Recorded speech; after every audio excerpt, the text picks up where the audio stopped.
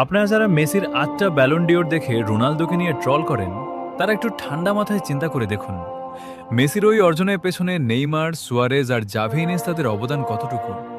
ধরতে গেলে তো ওটা একটা মেশিনের মতো সেট করা টিমের সাফল্য। কিন্তু আমাদের CR7-এর যা কিছু আছে সব তার নিজের ঘাম ঝরানো অর্জন। আপনাদের কি মনে নেই ২০০৮ সালের কথা?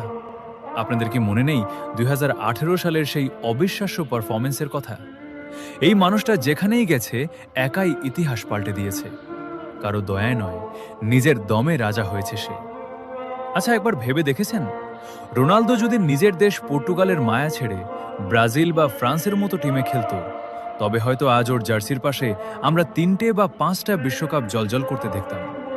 কিন্তু এই মানুষটা নিজের দেশকে মন থেকে ভালোবাসে, তাই শত প্রতিকূলতার মাঝেও আজীবন নিজের দেশের পতাকাকে আগলে লড়াই করে গেছে।